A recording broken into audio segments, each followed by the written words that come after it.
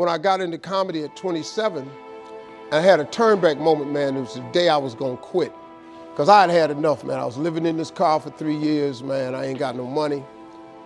And I was gonna call my mom and dad and ask them, could I come home and just stay in the attic for about 4 months till I find a job. My father told me, you can't come back home. Once you leave my daddy's house, you got to figure it out.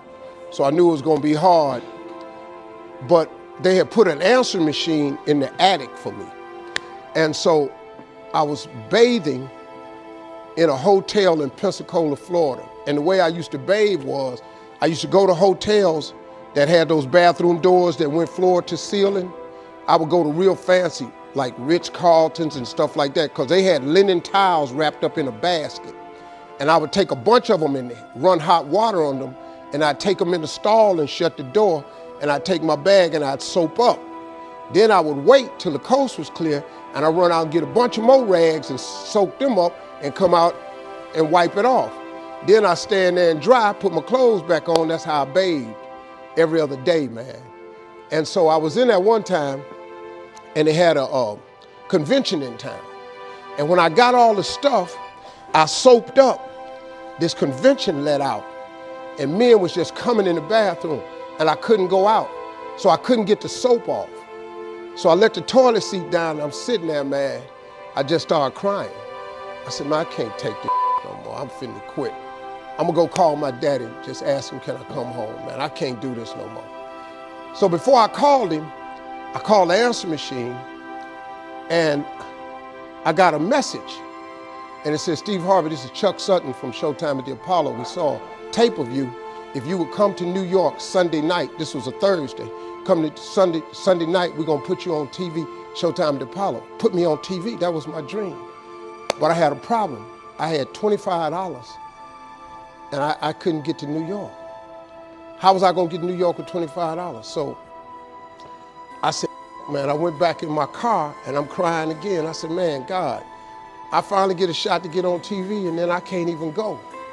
I said, how could you do this to me? You know, I'm 30 something now, man. I've been waiting my whole life and you get me here? So I said, man, let me call this machine back and just see if he said this Sunday. And I called it back and it said, Steve, this is Chuck Sutton from Showtime at the Apollo. We saw a tape. We have an opening for you Sunday. If you could get here, give me a call, let me know. We'd love to put you on TV. I said, so I got ready to hang up, and I heard, boop, you have another message. And I punched in the code, and the message said, Steve Harvey, this is Tom Sobel from the Comedy Caravan. I don't know where you are now, but I have a gig available for you in Jacksonville, Florida, to pay you $150 Friday night. If you can make the gig, let me know. I'm in Pensacola. So I called Tom Sobel.